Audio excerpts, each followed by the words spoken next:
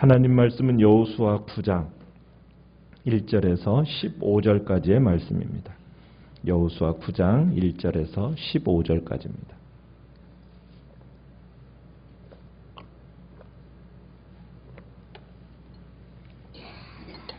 여호수아 9장 1절입니다.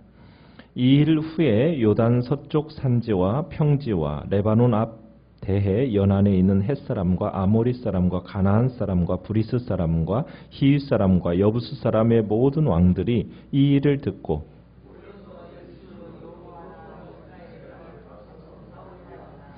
기브온 주민들이 여호수아가 여리고와 아이에 행한 일을 듣고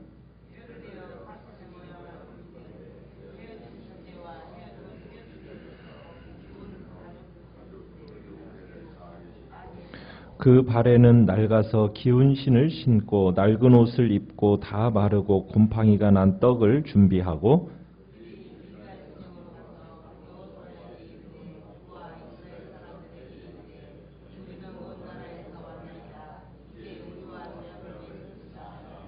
이스라엘 사람들이 히윗 사람에게 이르되 너희가 우리 가운데 거주하는 듯하니 우리가 어떻게 너희와 조약을 맺을 수 있으랴 하나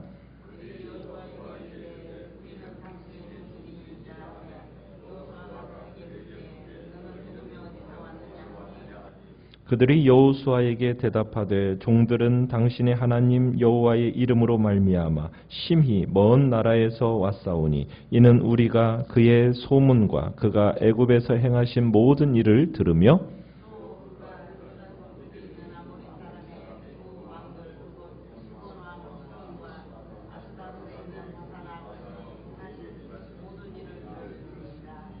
그러므로 우리 장로들과 우리나라의 모든 주민이 우리에게 말하여 이르되 너희는 여행할 양식을 손에 가지고 가서 그들을 만나서 그들에게 이르기를 우리는 당신들의 종들이니 이제 우리와 조약을 맺읍시다 하라 하였나이다.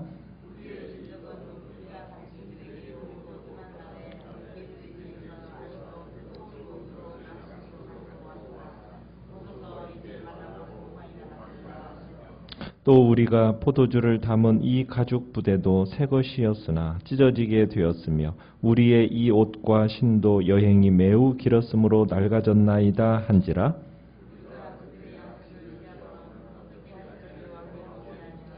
같이 있습니다.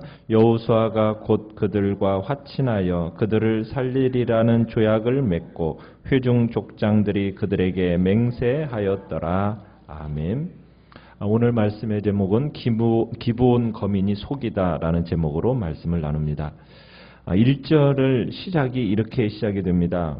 이 일 후에 요단 서쪽 이제 그 맨 뒤로 가면 사람의 모든 왕들이 이 일을 듣고라는 1절의 시작과 함은 이 1절은 우리가 5장 1절에 가보시면은 5장 1절에도 거의 흡사하게 이렇게 시작을 합니다. 요단강 서쪽에 있는 아모리 사람의 모든 왕이 소식을 듣고 거의 흡사하게 시작을 하는데 결과에서는 현저한 차이가 있습니다. 5장에서는 소식을 들은 왕들의 마음이 녹아내려졌다 이렇게 표현을 하고 있는데 오늘 본문 9장에서는 2절에 보면은 어떻게 하고 있다고 얘기합니까? 오히려 열심히 이스라엘과 대항해서 싸울 계획을 일심으로 지금 싸울 계획을 세우고 있다라고 표현을 하고 있습니다. 5장에서는 여리고성 정복 이후에 어떻게 보면 이스라엘의 명성이 가나안 사람들에게 어떻게 보면 공포감을 자아냈고 그로 인하여서 마음이 녹아서 싸울 엄두를 내지 못했다면 지금 가나안 사람들이 지금 이 순간에는 돌변한 것이죠. 왜 그랬을까요? 그 전에 무슨 전투가 있었습니까? 아이성 정복이 있었어요. 그곳에서 이스라엘이 무슨 소식을 들었겠어요? 한번 패했다는 소식을 듣게 된 겁니다. 그러면서 가나안 사람들이 이제 어떤 생각을 품은 거예요? 아이성 사건 이후로는 이스라엘 사람들을 우리가 그래도 싸워볼 만한 한 그런 존재구나라고 여기게 된 거예요. 그러면서 더 이상 두려워하지 않게 된 거죠. 그러면서 가나안 사람들이 협상하려 하기보다는 이제 연합전선을 세워서 군대를 일으켜서 이스라엘과 싸우겠다라는 그런 마음을 품게 된 겁니다. 그러면서 이스라엘에게 대항하려고 오는 가나안 연합군이 모든 지역에서 오게 되는 거예요. 가나안 전체가 이스라엘에게 대항하게 되는 겁니다. 연합전선을 형성하고 있는 족속에 대해서 이제 나열을 1절에 하고 있죠. 6족속입니다. 헷 족속, 아모리 족속, 가나안 사람, 그 다음에 브리스 사람, 히윗 사람, 여보스 사람. 모여서 그들이 지금 2절에 보면 일심으로라는 표현을 통해서 가나안 사람들이 지금 확고한 연합 의지를 보여주고 있는 거죠. 자, 이스라엘의 이 정복 소식을 듣고 그런데 또 한 부류가 있습니다. 3절에 보면은 기브온 주민들이 나오는데 그들은 뭐 하려고 하고 있습니까? 이스라엘을 속이려 하고 있습니다. 왜? 이스라엘과 싸우자니 그들의 하나님 때문에 패하게 될 게 뻔하고 여호수아를 찾아가 솔직하게 어떻게 털어놓고 구원을 호소하자니 들어주지 않을 것 같고 그래서 생각해낸 계책이 뭡니까? 이스라엘을 속여서 지금 싸움을 피하고 우리의 살 길을 모색하겠다. 지금 기브온 주민들이 지금 그 일을 꾸미고 있는 거죠. 자, 이 기브온이라는 이 성은 어디에 있느냐면 아이성으로부터 남서쪽으로 약 12km로 떨어진 곳에 있습니다. 그러니까 아이성에서 이 기브온이 별로 떨어지지 않았기 때문에 이스라엘 사람들이 아이성을 점령한 것에 대한 소식을 신속하게 접할 수가 있었겠죠. 그래서 기브온 사람들은 마음에 그런 생각을 가졌던 겁니다. 그래서 여호수아를 속이기 위해서 이제 4절에 보면 한 꾀를 냈는데 낡은 헤어진 가죽 부대, 그래서 터져서 기운 포도주 부대를 나귀에다 싣습니다.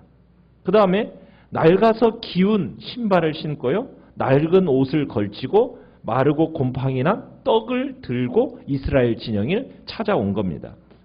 자, 그런데 이 사람들은 7절에 보듯이 히윗 사람이 히윗 사람. 그죠? 이 기브온족은 히윗 사람이에요. 그러니까 히윗 사람들은 이스라엘이 진멸해야 할 족속입니다. 결코 이스라엘이 언약을 맺어서는 안 될 가나안 족속이란 얘기죠. 지금 또한 대부분의 히윗 사람들은 우리가 1절에서도 보듯이 대부분은 이스라엘과 대적하기 위해서 연합군을 형성하고 있어요. 자, 그런데 지금 이제 기브온 주민들은 꾀를 내서 자기들이 살 궁리를 하고 있는 겁니다.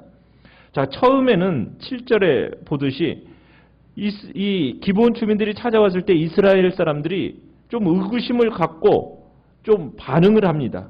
너희가 우리 가운데 거주하는 듯 하는데 우리가 어떻게 너희와 조약을 맺을 수 있느냐 하면서 그들의 정체를 의심해요.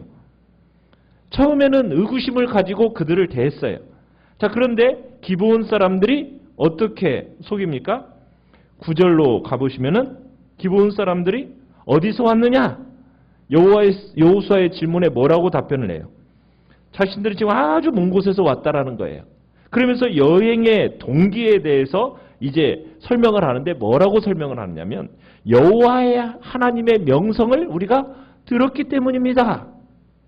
여호와께서 어떻게 이스라엘을 출애굽시켰는지 또 어떻게 요단강 동쪽의 왕들을 물리치셨는지 그것에 대한 우리가 이야기를 듣고 백성들의 대표로 지금 이스라엘과 평화 조약을 맺기 위해서 이렇게 왔습니다. 이렇게 얘기하는 거예요. 여러분, 이 이야기는 마치 누구의 고백하고 좀 흡사한 것 같습니까? 라합의 고백하고 흡사한 것 같죠. 라합의. 근데 왜? 물론 이스라엘이 언약을 맺어주면 자신들은 뭐가 되겠대요? 11절에 보면은 당신들의 뭐가 되겠다? 종이 되겠습니다. 노예가 되겠습니다. 지금 이런 각오를 또한 보여주고 있어요. 자, 그러면서 이스라엘 사람들이 지금 기브온 사람들이 와가지고는 스스로를 우리는 당신의 종입니다. 이러면서 낮추고 마음을 그렇게 얘기하니까 이스라엘 백성들의 마음이 좀 어떻겠어요? 좀 우쭐해졌겠죠. 게다가 여호와 하나님의 이름을 막 이야기하면서 얘기하니까 이들의 마음이 놓여진 거예요. 그리고 결정적으로 그들이 결정적으로 내놓는 것은 무엇입니까? 12절에 보면은 떡을 내놓는 거죠. 곰팡이가 마르고 곰팡이 난 떡, 그 다음에 찢어진 가죽 부대. 자, 이런 것을 딱 내어놓으니까 지금 이스라엘 백성들의 마음이 설득을 당한 거예요. 얼마나 확실히 설득을 당했는지 15절에 가보면 여호수아와 이스라엘 백성 지도자들이 곧장 언약을 맺었다라고 얘기하고 있어요. 문제는 뭐였습니까? 14절이죠. 뭐 하지 않았다라는 거예요. 여호수아와 이스라엘이 여호와께 묻지 않았다. 여기에 문제가 있죠. 그러니까 지금 여호수아와 이스라엘이 여호와의 이름으로 지금 기브온 사람들과 언약을 체결하는 과정에 있는데 누구에게는 묻지 않았어요? 여호와께는 묻지 않았던 거예요. 이게 기가 막힌 일이죠. 그래서 지금 여호수아를 기록하고 있는 이 기자는 이스라엘이 지금 하나님께 묻지 않고 이들과 언약을 맺었다. 결코 해서는 안 될 일, 가나안 족속 그 사람들과 언약을 맺는 일을 저지르게 되었다라는 어떤 비난 섞인 이야기를 지금 14절에서 이렇게 하고 어떻게 할지 여호와께 묻지 않았다. 결국 이 일은 어떻게 해서 비롯된 일이라고요? 여호수아를 비롯한 이스라엘의 지도자들이 기도하지 않아서 하나님께 묻고 기도해야 됐는데 기도하지 않나 비롯된 죄요? 실수라는 것을 얘기하고 있는 거예요. 이 지도자들 중에 한 사람이라도 이 일에 대해서 기도할 생각을 했더라면 어땠을까? 참으로 하지 않았다라는 것이 기가 막힌 일이죠. 무엇 때문에 그랬을까요? 자신들을 향하여서 당신들의 종입니다라는 어떤 우쭐해진 마음, 교만한 마음. 이것이 어떻게 보면 이성적인 판단에 대한 어떤 과도한 신뢰, 이런 것이 하나님 앞에서 묻고자 하는 마음을 앗아가 버렸던 거예요. 우리의 마음이 우쭐해지고 교만하게 되면 또 나의 이성과 눈에 보이는 것을 더 신뢰하게 되면 그러면은 하나님께 우리가 묻지를 않아요.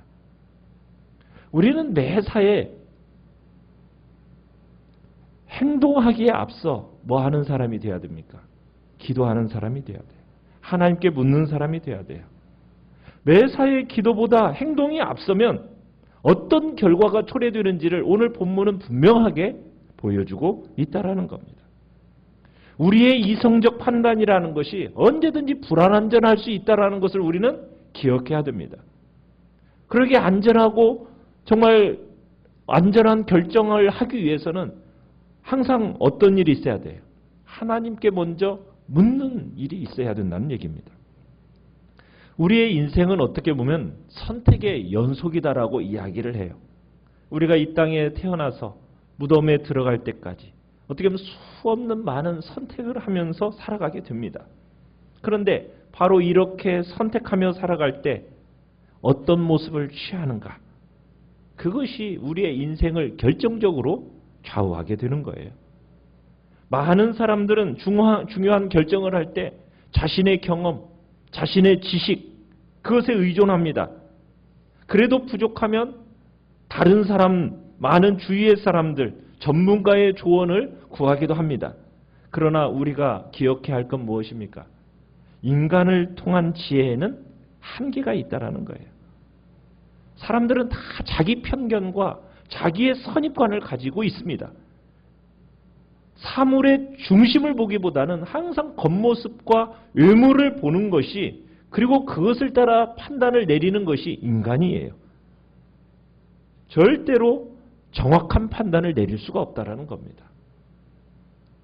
사람은 겉으로 드러나지 않은 것, 그리고 미래의 사실, 이것을 알 수가 없어요. 오직 하나님만이 중심을 보십니다. 오직 하나님만이 우리의 본질과 우리의 인생의 길을 아시는 거예요. 그렇기 때문에 우리는 참으로 우리의 문제를 극복할 수 있는 길을 열어주시는 그 하나님, 그 하나님께 항상 우리의 삶의 선택 속에서 묻고 기도하고 하나님의 뜻이 어디 있는지 늘 분별력 있게 살아갈 수 있도록 하나님 앞에 우리 자신을 겸손하게 내어놓아야 됩니다. 우리가 인생의 중요한 문제를 놓고 어떤 결정을 내려야 될지 망설이고 고민할 때, 참으로 오늘 본문은 묻지 않고 행동했던 그 결과가 어떤 일을 초래했는지를 이스라엘을 거울 삼아 우리는 다시 한번 결단하며 나아가야 됩니다. 우리 예수님은 하나님의 아들이셨어요. 하나님의 아들이셨음에도 불구하고 사역의 결정적인 고비마다 무슨 일을 하셨습니까? 밤을 새우면서 기도하셨어요. 밤을 새우면서 먼저 하나님께 기도를 하셨다고. 그러면 진토에 불과한 우리들은, 내일 일을 알지 못하는 우리들은 얼마나 더 행동하기에 앞서 하나님 앞에 묻고 하나님의 뜻을 구하면서 기도하며 나아가야 되겠습니까? 그건 너무나도 당연한 일이라는 겁니다. 우리는 항상 기도하는 자세를 잊지 말고 영적인 분별력을 가지고 이 땅을 신중한 자세로 살아가겠다고 다시 한번 결단하는 은혜가 있기를 바랍니다. 그래서 우리가 세상으로부터, 악한 세력으로부터 정말 우리 자신과 이웃을 지켜내고 교회의 덕을 세우는 복된 자리에 그 삶을 살아가시기를 간절히 축원합니다. 많은 권합니다.